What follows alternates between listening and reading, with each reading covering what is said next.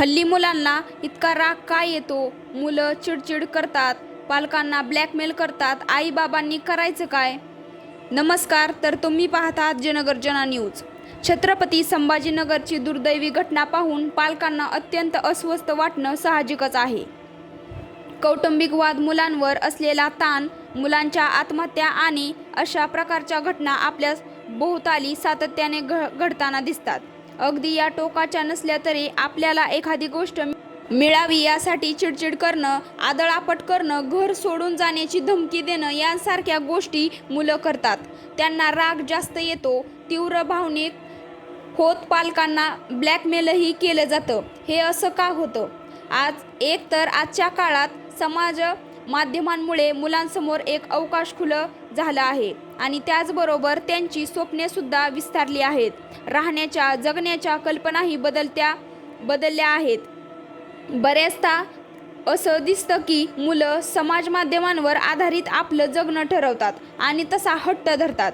ते मिळवण्याचा प्रयत्न करतात आणि त्यासाठी घरून नकार मिळाला की मग चिडचिड, आदळआपट करतात. अनेकदा आपल्या भोवतालच्या मित्रमैत्रिणींमध्ये वावरतानाच स्टेटस सिम्बॉल म्हणून अशा गोष्टी हव्या असतात. मग ते वेगवेगळे फॅशनचे कपडे असोत, फोन असो किंवा अजून काही. यात आणखी एक महत्त्वाचा भाग आहे, तोही नाकारता येणार नाही. बऱ्याचदा आईवडील आपल्या मुलामुलींनी चांगला अभ्यास करावा, परीक्षेत चांगलं यश मिळावं यासाठी महागडा फोनसारख्या वस्तूचं किंवा अजून काही महागड्या गोष्टीचं आमिष समोर ठेवतात. हेतू चांगला असतो, मुलांनी अभ्यास करावा, पण त्याचा परिणाम वेगळा होतो. मुलं आईवडिलांना त्यावरून ब्लॅकमेल करायला सुरुवात करतात. त्यातही आजच्या इन्स्टंट जमान्याच्या मुलांवर इतका प्रभाव आहे की आपल्याला हवं ते लगेच मिळालं पाहिजे अशी मानसिकता नकळत तयार होते.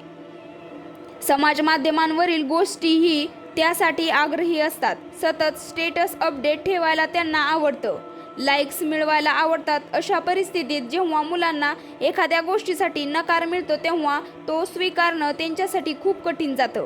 कारण त्यांची भावनिकता त्यांच्याशी जोडलेली गेलेली असते. नकार हा त्यांच्या स्वतःचा अपमान वाटू लागतो. अनेक मुलं रागावतात, चिडचिड, आदळआपट करतात, भांडण करतात. काही मुलं स्वतःलाच इजा करून घेतात किंवा मला जगायचं नाही अशा टोकाच्या प्रतिक्रिया देतात.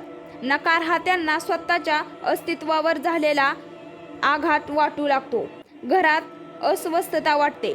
एक नक्की की मुलांना हवी असलेली प्रत्येक गोष्ट पालक मुलांना मिळवून देऊ शकत नाहीत आणि ते पालकाचं कामही नाही. पण प्रत्येक परिस्थितीला धैर्याने समोर जाण्याची ताकद पालक मुलांना नक्कीच देऊ शकतात.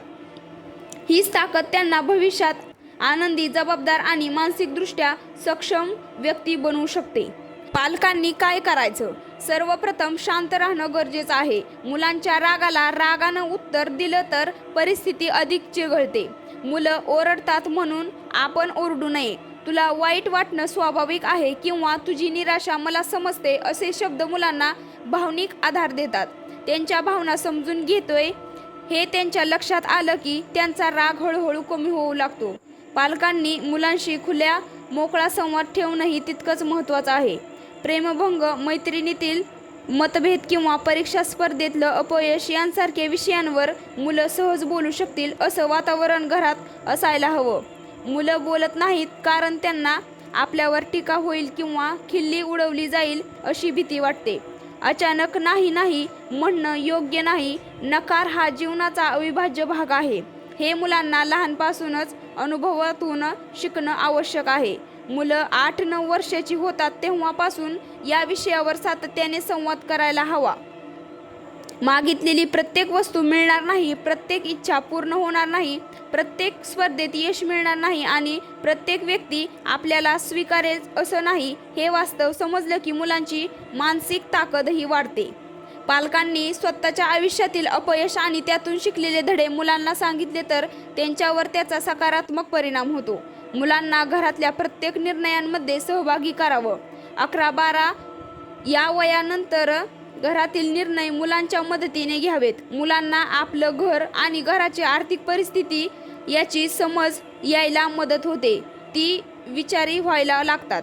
आपली मुलं समाज माध्यमांवर काय करत आहेत, ती तिथे काय पाहतात, त्यातून स्वतःबद्दलच्या काय कल्पना वा प्रतिमा तयार करत आहेत हे मुलांशी बोलून समजून घेतलंच पाहिजे. काय खरं व काय आभासी हे सतत बोललंच गेलं पाहिजे. आणखी एक गोष्ट आज अतिशय महत्त्वाची झालेली आहे. मुलांना भावनांचं व्यवस्थापन शिकवणं, राग आला तर काही वेळ शांत बसणं, खोल श्वास घेणं, विश्वासू व्यक्तीशी बोलणं, खेळ, संगीत, वाचन किंवा व्यायाम यांसारख्या सकारात्मक मार्गांनी भावना व्यक्त करणं त्यांना शिकवलं पाहिजे. मोठ्यांनीही मुलांसोबत हे केलं पाहिजे. या सवयी आयुष्यभर उपयोगी पडतात. एखादं मूल वारंवार स्वतःला इजा करण्याची भाषा करत असेल तर, सतत नैराश्य राहत असेल तर ते दुर्लक्षित करू नये. समुपदेश मनोपचारतज्ञांची मदत घेणं हा कमीपणा नसून ती आपली जबाबदारी आहे. काय वाटतं तुम्हाला याबद्दल आम्हाला कमेंट करून नक्की सांगा. धन्यवाद.